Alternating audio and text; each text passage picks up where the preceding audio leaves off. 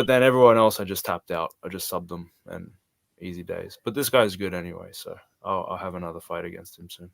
You've been doing a lot of these lately. What's like, I've noticed you've been like less on the road with us and more doing these comps. Not that it's a bad thing, but what's the deal, man? Is this something you're taking seriously? Is this your new thing? Is this replacing your pro wrestling, or is this just a whatever? I want to try my hand at it. For this year, it's not. For lack of a better word, yeah. For this year, it's definitely replacing it a little bit. But my goal is to blend them together. Okay. Yeah, because I've seen a few of your clips, like when you're coming out, and I think you've actually had like a couple of grappling like competitions where you've worn the Kasai gimmick, or like not the whole gimmick, but like the mask, right? Yeah, through like the yeah. Like, were they cool with you doing that? Because like jiu-jitsu is very prideful and respectful sport, so it's like, were they cool with you doing that kind of thing? Well, they're also desperately needing entertainment, right? And you know, there's a lot of the problem with grappling is that some of the rule sets under grappling, you know, competitions and stuff, can only be exciting if you partake in the sport. Yeah. You know, but they're trying to grow it bigger, just like every other sport, basketball, soccer, football, you know, whatever. They want just the average Joe to be able to sit down, watch, and be entertained by this grappling stuff. And there are definitely, you know, organizations like the ADCC, which is like the Olympics of grappling, that, you know, do that very well and are growing it to a big thing. But locally, you know, with certain, you know, scenes and stuff, they're trying to grow it as well and make a name for themselves, especially with YouTube and social media and everything. Yeah. So, well, one of the examples is there's this show called Grapplemania. Obviously, they're having a pro wrestling theme to the event, and when they asked me to do it, the handful of times that I've done it, it was almost a requirement for me to wear the mask out. Right. That's dope. Like, they asked me, like, they were just like, okay, we want to put you on the show, but is it okay that you wear the mask out? And can you do like your ninja pro wrestling stuff? And I didn't really know what that meant, because I'm thinking like, well, I'm not going to come out and start drop kicking people. So imagine that you just come out and just start chopping someone, like before the, like instead of like they go to slap it, you just fucking bang.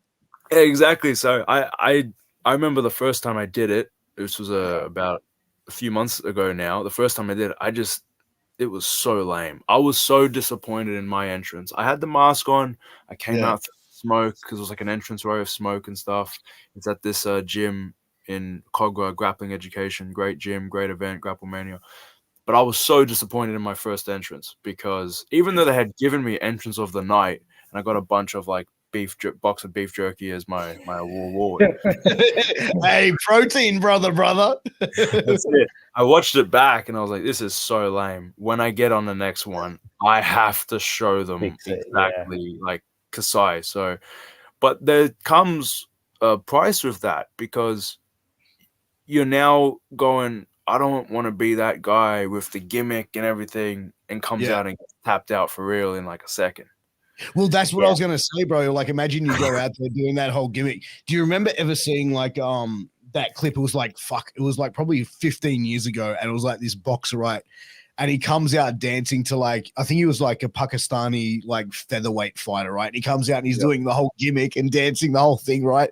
Goes in there, gets absolutely smoked in like a minute in the ring, and he's knocked out, gets back up, and then dances his way. Oh, wow.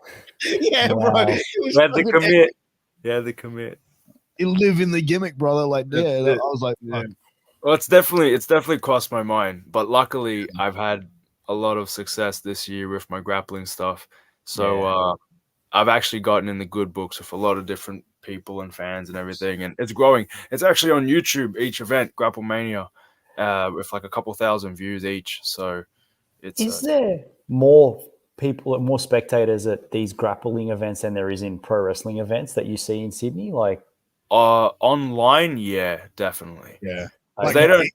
The difference is they don't have the buildings, the infrastructure sell out we go out and have these monthly or tri-monthly shows, and we actually sell it to an audience. Whereas these guys are more doing it.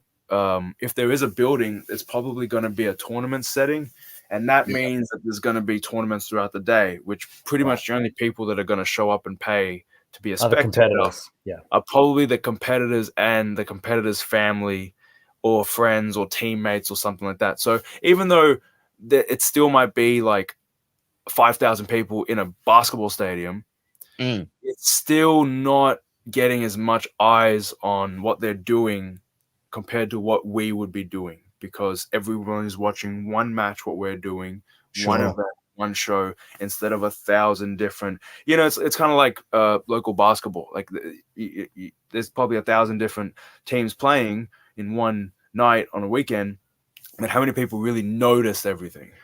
But it's funny because, like, the combat shows that I've worked on, like the MMA ones, the boxing and the Muay Thai, the crowds that they pull in, like the MMA show that I was at probably about a month ago, dude, that was like, fuck, they'd easily have over 1,000 people there, I reckon. Like close to it, dude. Like it was packed.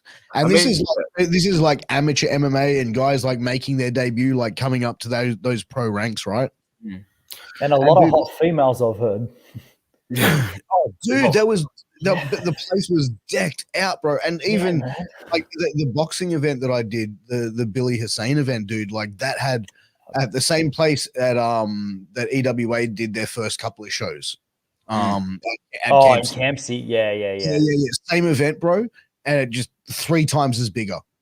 Yeah, like it was honestly like ridiculous. Like I was noticing cops at these events and stuff like that, and that's part of these events is like they have to have like paid, like I mean the difference between pro wrestling and like combat sports is like night and day, like as far as like production and everything goes into it and the crowds and stuff. Well, if we're talking about local competitions with grappling, there's not that many audience members. But if we're talking about the events that some of these people are putting on, like not next week, the week after, there's going to be this event called Subversion, and it's going to be held I forget where, but it's like somewhere in next to the city. I think it's like a big oval building or something, and it's going to be maybe 5,000 or 10,000 people there watching this grappling event on this massive mat sort of thing. So there are big shows out there, just like there's big pro wrestling shows out there, but there's also the local comps where there's a lot of people showing up, but no one's really watching your match. Yeah, gotcha. A handful They're of just people. there. They're just there, exactly. Yeah. So it's different, but it's good to have experience in both, because obviously both require different tactics and stuff like that. Like these Grapple Manias that I'm doing, it's just one match. It's like a one-on-one wrestling card, and you make your entrance, you come in, whatever, you win, you lose, and then sometimes you get to cut a promo afterwards, and it's hilarious. And then you go backstage and. Yeah, it's really cool. Next week, I got the qualifiers to be on that Subversion card the week after, so we'll see how I go with that.